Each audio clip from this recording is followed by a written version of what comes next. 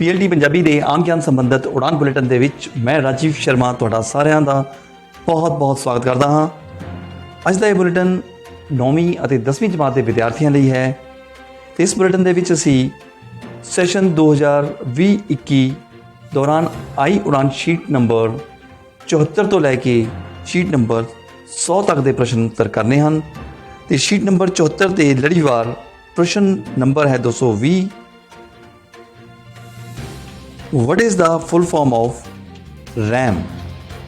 So the full form of RAM is Random Access Memory. Question number 221. ਬੰਦ ਕਮਰੇ ਵਿੱਚ ਅੰਗੀਠੀ ਬਲਣ ਤੇ ਕਿਹੜੀ ਜ਼ਹਿਰੀਲੀ ਗੈਸ ਬਣਦੀ ਹੈ?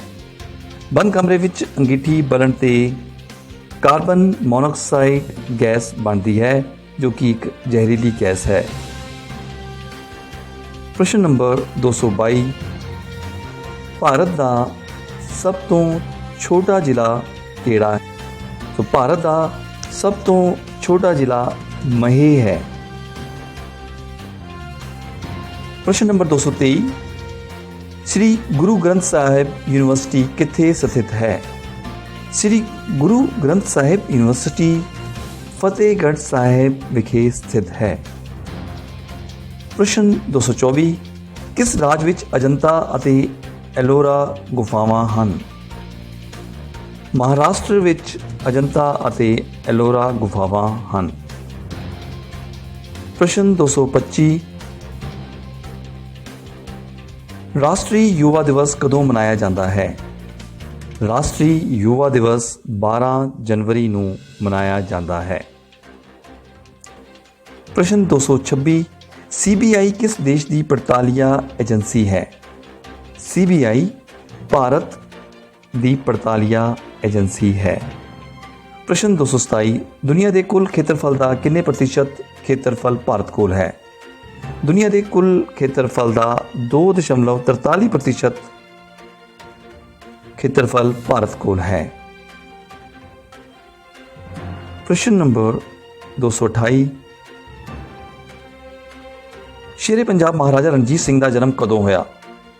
ਸ਼ੇਰੇ ਪੰਜਾਬ ਮਹਾਰਾਜਾ ਰਣਜੀਤ ਸਿੰਘ ਦਾ ਜਨਮ 1780 ਈਸਵੀ ਵਿੱਚ ਹੋਇਆ। ਪ੍ਰਸ਼ਨ ਨੰਬਰ 229। ਹਰੇ ਫਲਾਂ ਨੂੰ ਪਕਾਉਣ ਲਈ ਕਿਹੜੀ ਗੈਸ ਵਰਤੀ ਜਾਂਦੀ ਹੈ? ਹਰੇ ਫਲਾਂ ਨੂੰ ਪਕਾਉਣ ਲਈ ਇਥਾਈਲੀਨ ਗੈਸ ਵਰਤੋਂ ਵਿੱਚ ਲਿਆਈ ਜਾਂਦੀ ਹੈ। ਸੋ ਉੱਤਰ ਹੈ ਐੜਾ। ਪ੍ਰਸ਼ਨ 230। ਭਾਰਤ ਦਾ ਸਭ ਤੋਂ ਲੰਬਾ ਡੈਮ ਕਿਹੜਾ ਹੈ? ਭਾਰਤ ਦਾ ਸਭ ਤੋਂ ਲੰਬਾ ਡੈਮ ਹੈ ਹੀਰਾਕੁਡ ਡੈਮ। ਪ੍ਰਸ਼ਨ 231। ਚੱਕਰ ਦਾ ਖੇਤਰਫਲ ਕੀ ਹੁੰਦਾ ਹੈ? ਚੱਕਰ ਦਾ ਖੇਤਰਫਲ ਹੁੰਦਾ ਹੈ πr²।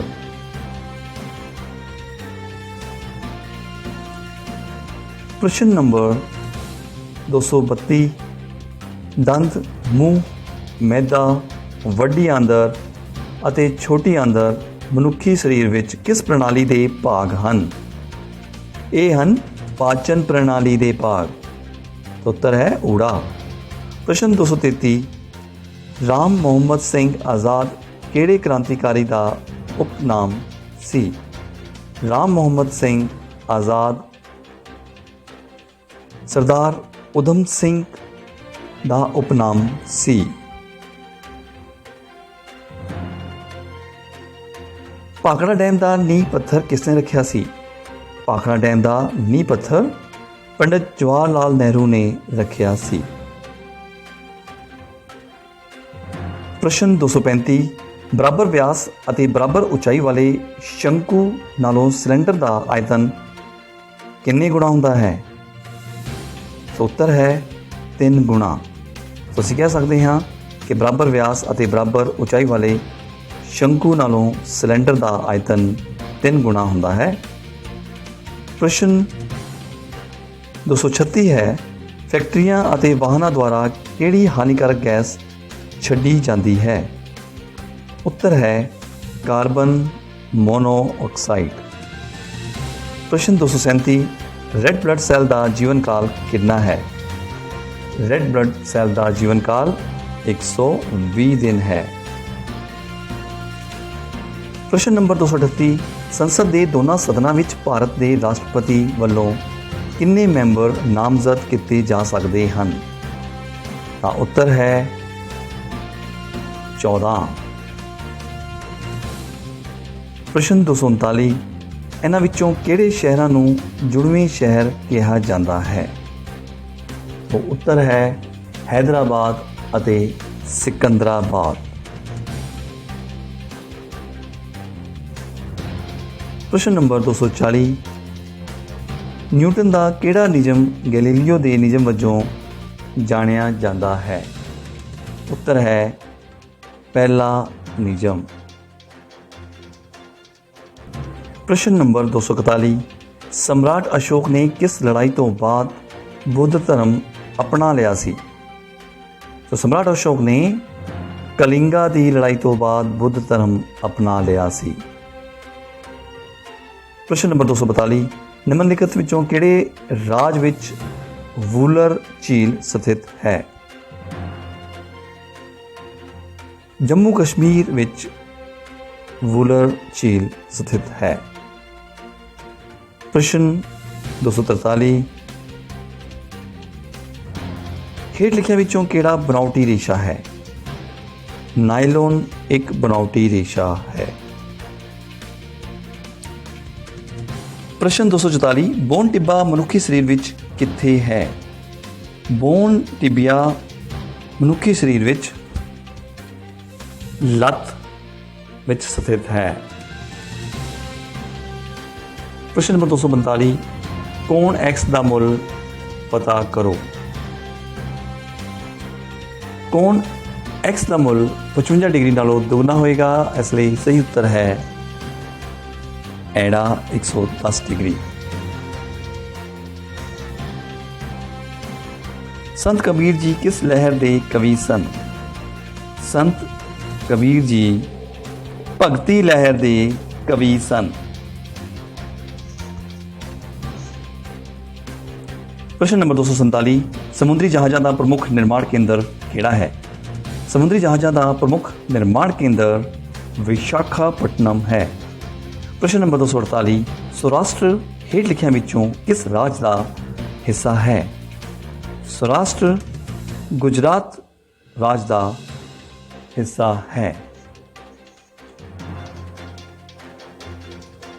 प्रश्न 249, बिंदु -5 -9 किस चौथाई विच स्थित है? सो हुण क्योंकि -5 एक्स एक्सिस ते -9 वाई एक्सिस ते, मतलब कि -5 एक्स एक्सिस ते -9 वाई एक्सिस ते स्थित है, इस करके यह तीसरे क्वाड्रेंट ते या तीसरे चौथाई विच स्थित है। उत्तर होएगा एड़ा। प्रश्न नंबर 250, ਵਹੀਕਲਾਂ ਦੇ ਟਾਇਰ ਝੀਰੀਦਾਰ ਕਿਉਂ ਬਣਾਏ ਜਾਂਦੇ ਹਨ? ਵਹੀਕਲਾਂ ਦੇ ਟਾਇਰ ਝੀਰੀਦਾਰ ਰਗੜ ਵਧਾਉਣ ਲਈ ਬਣਾਏ ਜਾਂਦੇ ਹਨ। ਪ੍ਰਸ਼ਨ 251, ਹੇਠ ਲਿਖਿਆਂ ਵਿੱਚੋਂ ਕਿਸ ਨੇ ਕ੍ਰਿਕਟ ਮਾਈ ਸਟਾਈਲ किताब लिखी है? कपिल देव ने क्रिकेट माई स्टाइल किताब लिखी है। किहड़ा उत्तर चित्र विच दिती गई तरतीब नूं पूरा करेगा? तो उत्तर चित्र विच ईडी प्रश्न चित्र विच दिती गई तरतीब नूं पूरा करेगा। प्रश्न नंबर 253, सूरज दीयां किरणां तों किहड़ा विटामिन प्राप्त होता है? सूरज दीयां किरणां तो विटामिन डी प्राप्त होता है। प्रश्न नंबर 254, एक त्रिभुज दीयां दो भुजावां 12 सम ਅਤੇ 14 सम ਹਨ। इस त्रिभुज का परिमाप 36 सम है। तीसरी भुजा की लंबाई पता करो। सानू पता है त्रिभुज दे दा परिमाप होंदा है भुजा ए जमा भुजा बी जमा भुजा सी, जो कि सानू दिता होया है 36 सम। तो इस प्रकार दो भुजावां सानू दित्तियां होईयां हन 12 जमा 14 बराबरी ए जमा सी बराबर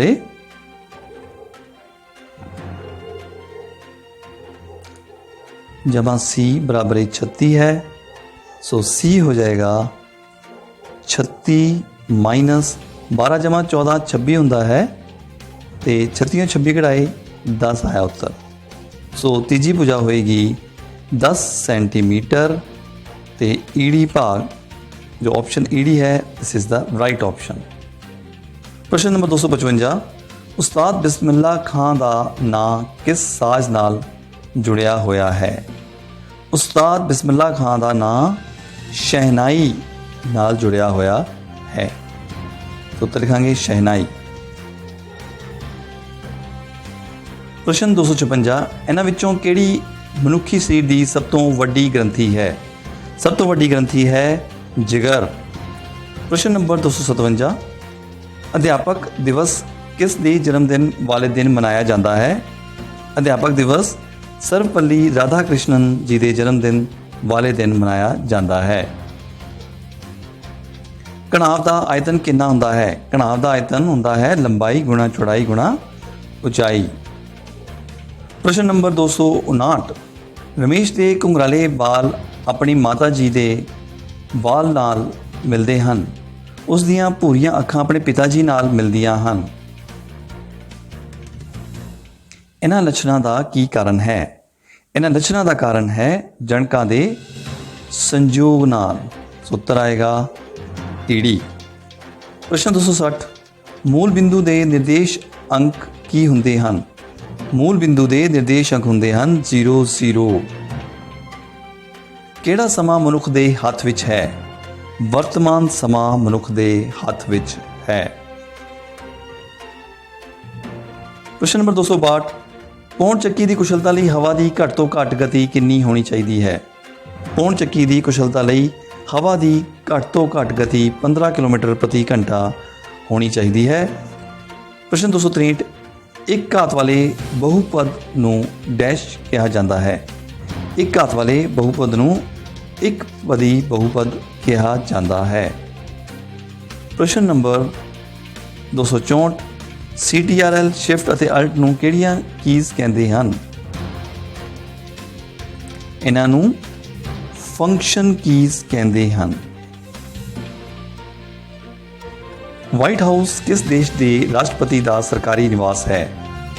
ਵਾਈਟ ਹਾਊਸ ਅਮਰੀਕਾ ਦੇ ਰਾਸ਼ਟਰਪਤੀ ਦਾ ਨਿਵਾਸ ਸਥਾਨ ਹੈ। ਪ੍ਰਸ਼ਨ 266, ਜੇਕਰ ਦੋ ਕੋਣਾਂ ਦਾ ਜੋੜ 90 ਡਿਗਰੀ ਹੋਵੇ ਤਾਂ ਉਹ ਡੈਸ਼ ਅਖਾਉਂਦਾ ਹੈ? ਜੇਕਰ ਦੋ ਕੋਣਾਂ ਦਾ ਜੋੜ 90 ਡਿਗਰੀ ਹੋਵੇ ਤਾਂ ਉਹ ਪੂਰਕ ਕੋਣ ਅਖਾਉਂਦਾ ਹੈ। ਪ੍ਰਸ਼ਨ ਨੰਬਰ 267, ਸੂਰਜੀ ਪਰਿਵਾਰ ਦਾ ਸਭ ਤੋਂ ਗਰਮ ਗ੍ਰਹਿ ਕਿਹੜਾ ਹੈ? ਸੂਰਜੀ ਪਰਿਵਾਰ ਦਾ ਸਭ ਤੋਂ ਗਰਮ ਗ੍ਰਹਿ ਹੈ ਸ਼ੁੱਕਰ ਗ੍ਰਹਿ। ਪ੍ਰਸ਼ਨ 268, ਹੇਠ ਲਿਖਿਆਂ ਵਿੱਚੋਂ ਕਿਹੜੀ ਅਧਾਤ ਚਮਕੀਲੀ ਹੈ? ਸਲਫਰ, ਆਕਸੀਜਨ, ਨਾਈਟ੍ਰੋਜਨ ਜਾਂ ਆਇਓਡੀਨ? ਤੇ ਸਹੀ ਉੱਤਰ ਹੈ iodine.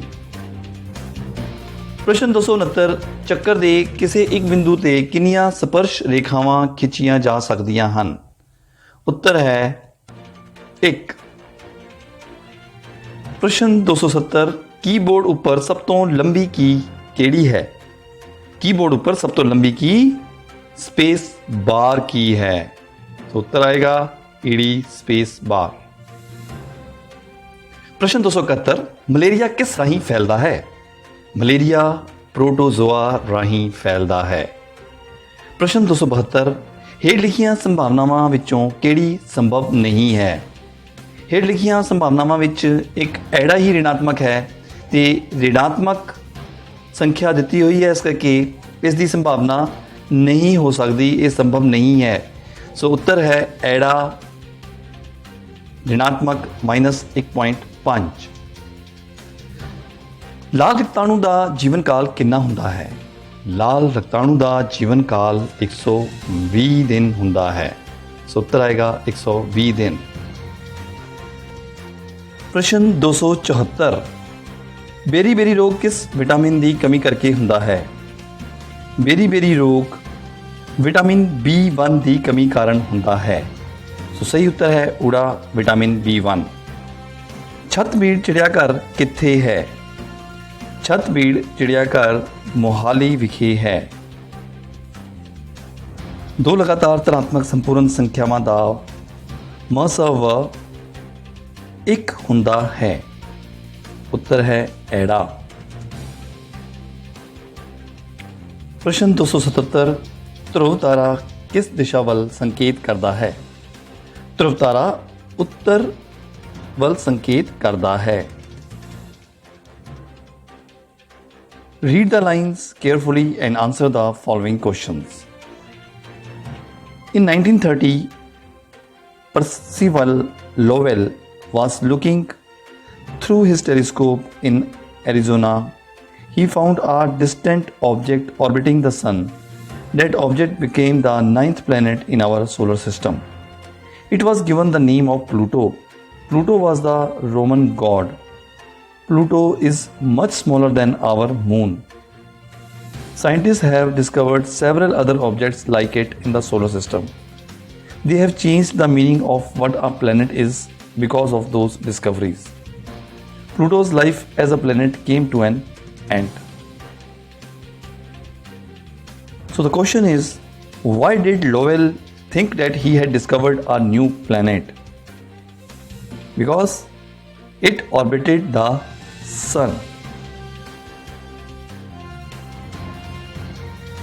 Why Pluto is called no longer a planet? Because it is too small. ਪ੍ਰਸ਼ਨ 280 ਰੋਪੜ ਵਿੱਚ ਕਿਹੜੀ ਪੰਜਾਬੀ ਉਪਬੋਲੀ ਵਰਤੀ ਜਾਂਦੀ ਹੈ?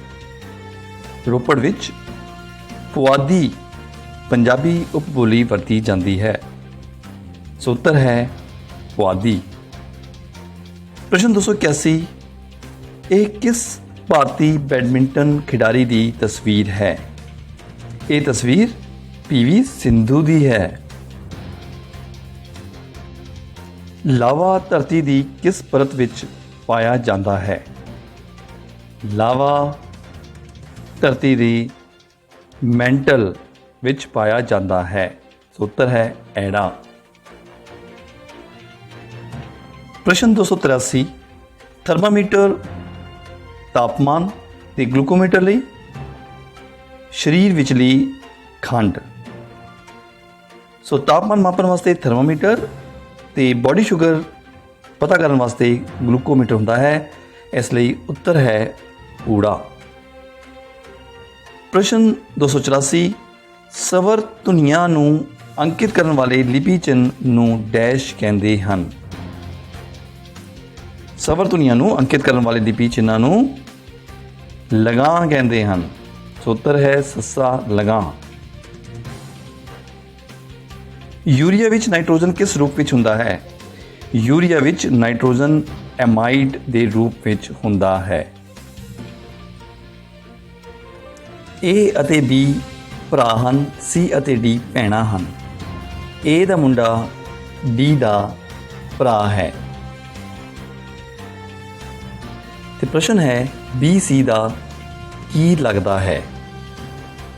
ਸੋ ਆਓ ਦੇਖਦੇ ਹਾਂ। A ਅਤੇ B ਭਰਾ ਹਨ। ਸੋ ਬ੍ਰਦਰ ਕੌਣ ਕੌਣ ਨੇ? A ਤੇ B। ਸਿਸਟਰ C ਤੇ D ਸਿਸਟਰ ਨੇ।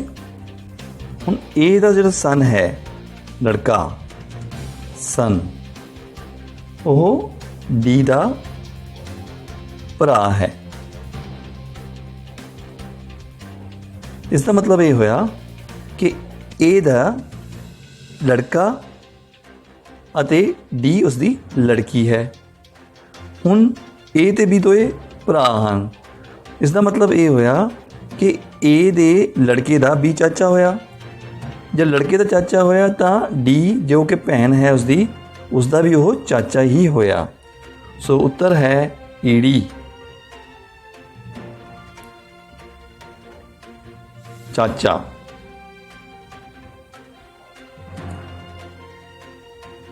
ਪ੍ਰਸ਼ਨ 287 ਮਿਲਕ ਆਫ ਮੈਗਨੀਸ਼ੀਅਮ ਦਾ ਸੁਭਾਅ ਕੀ ਹੈ? ਮਿਲਕ ਆਫ ਮੈਗਨੀਸ਼ੀਅਮ ਦਾ ਸੁਭਾਅ ਖਾਰੀ ਹੈ। ਸੋ ਐੜਾ।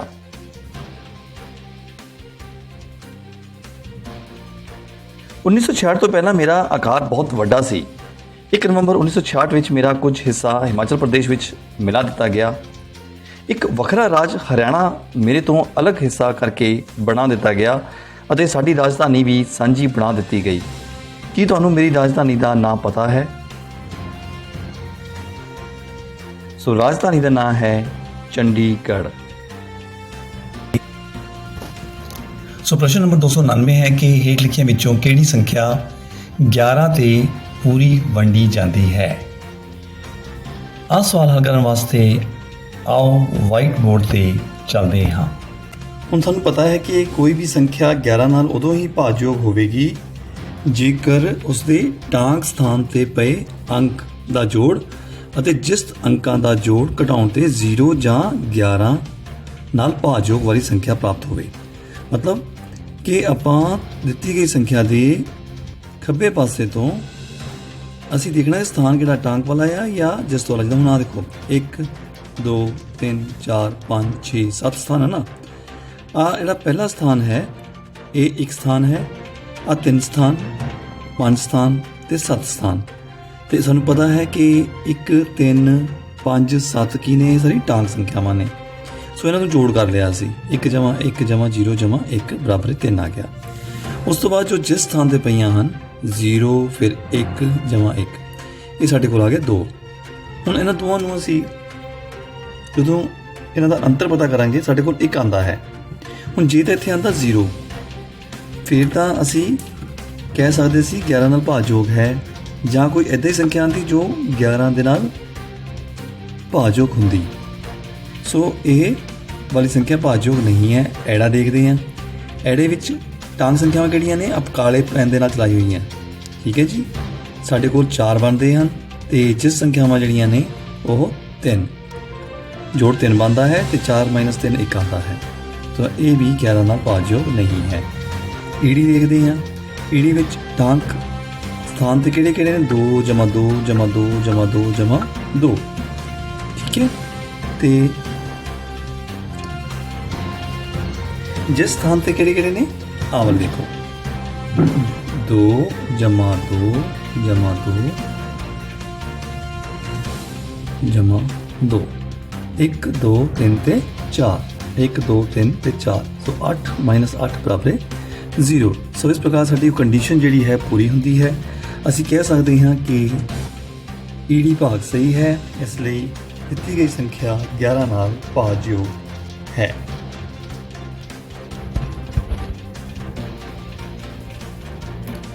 ਸੋ ਇਸ ਪ੍ਰਕਾਰ ਅਸੀਂ ਦੇਖਦੇ ਹਾਂ ਕਿ ਈੜੀ ਹੀ ਇਹੋ ਜਿਹੀ ਸੰਖਿਆ ਹੈ ਜੋ 11 ਦੇ ਨਾਲ ਪੂਰੀ ਤਰ੍ਹਾਂ ਵੰਡੀ ਜਾਂਦੀ ਹੈ। ਪ੍ਰਸ਼ਨ 290 ਕੋਲੀਫਾਰਮ ਕੀ ਹੈ? ਕੋਲੀਫਾਰਮ ਬੈਕਟੀਰੀਆ ਦਾ ਝੁੰਡ ਹੈ। प्रश्न 291 अनुनासिक व्यंजन कौन से होते हैं? अनुनासिक व्यंजक पंचम वर्ग के होते हैं। प्रश्न 292 श्री गुरु ग्रंथ साहिब यूनिवर्सिटी कित्थे स्थित है? श्री गुरु ग्रंथ साहिब यूनिवर्सिटी फतेहगढ़ साहिब विखे स्थित है। प्रश्न 293 आओ वाइट बोर्ड से समझते हैं। 293 जो प्रश्न है उस मुताबिक ये है कि जो माइनस है उसका जो मतलब होवे गुणा, गुणा का मतलब होवे प्लस, ते प्लस का मतलब होवे भाग, भाग का मतलब होवे माइनस। कहना तो चिन्ह बदल देने हैं जिदा सानू इंस्ट्रक्शन दी हुई है, डायरेक्शन दी हुई है। देखो हुण गुणा, गुणा की जगह ते की है प्लस, प्लस की जगह ते की है भाग, माइनस की जगह ते की है गुणा, ते भाग की जगह ते माइनस। हुण असीं की करांगे? असीं बोर्ड मास लावांगे। ਮੋਡ ਮਾਸ ਦੇ ਵਿੱਚ ਕੀ ਹੁੰਦਾ, ਪਹਿਲਾਂ ਬ੍ਰੈਕਟਸ ਓਪਨ ਕਰਦੇ ਹਾਂ ਤਾਂ ਬ੍ਰੈਕਟ ਇੱਥੇ ਹੈ ਨਹੀਂ, ਫਿਰ ਡਿਵੀਜ਼ਨ, ਮਤਲਬ ਹੁਣ ਅਸੀਂ ਪਹਿਲਾਂ ਡਿਵੀਜ਼ਨ ਵਾਲਾ ਕਰਾਂਗੇ ਹੱਲ। ਸਾਡੇ ਕੋਲ ਆਏਗਾ 40 ਜਮਾ 4, ਕਿਉਂਕਿ ਜਦੋਂ 12 ਨੂੰ 3 ਭਾਗ ਕੀਤਾ ਸਾਡੇ ਕੋਲ ਉੱਤਰ ਆਇਆ 4 ਗੁਣਾ 3 ਮਾਈਨਸ 60। ਹੁਣ ਕੀ ਕਰਾਂਗੇ, ਇਹਨਾਂ ਦੋਨਾਂ ਨੂੰ ਗੁਣਾ ਕਰ ਦਾਂਗੇ। ਸੋ 40 ਜਮਾ 24 ਮਾਈਨਸ 60। ਉਸ ਤੋਂ ਬਾਅਦ ਕੀ ਕਰਾਂਗੇ, ਐਡੀਸ਼ਨ ਕਰਾਂਗੇ, ਜੋੜ ਕਰਾਂਗੇ। ਆ ਜਾਏਗਾ 64 ਮਾਈਨਸ 60 ਬਰਾਬਰ 4। तो साढ़े कोल उत्तर आएगा 4।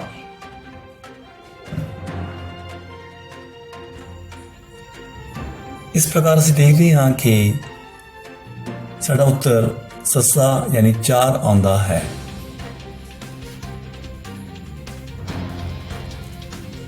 ਪ੍ਰਸ਼ਨ 294, ਜੇਕਰ ਧਰਤੀ ਤੇ ਕਿਸੇ ਮਨੁੱਖ ਦਾ ਭਾਰ 90 ਕਿਲੋਗ੍ਰਾਮ ਹੈ ਤਾਂ ਚੰਦਰਮਾ ਤੇ ਉਸ ਦਾ ਭਾਰ ਕਿੰਨਾ ਹੋਵੇਗਾ। आओ इस नूं भी वाइट बोर्ड ते करके देखते हैं।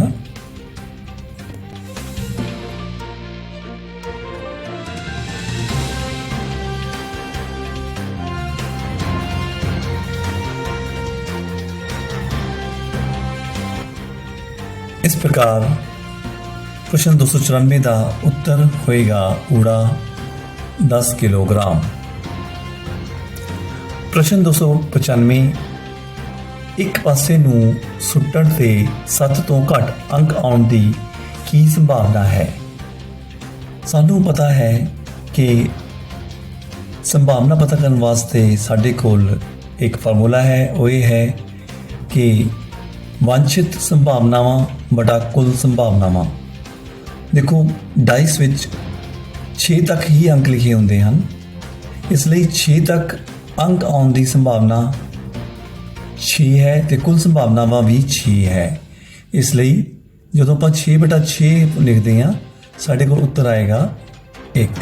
ਸੋ ਸਹੀ ਉੱਤਰ ਹੈ ਐੜਾ 1। ਆਵਰਤ ਸਾਰਣੀ ਵਿੱਚ ਹੀਲੀਅਮ ਤੱਤ ਦਾ ਸਥਾਨ ਕਿੱਥੇ ਹੈ। ਆਵਰਤ ਸਾਰਣੀ ਵਿੱਚ ਹੀਲੀਅਮ ਤੱਤ ਦਾ ਸਥਾਨ ਉੱਪਰ ਖੱਬੇ ਪਾਸੇ ਹੈ।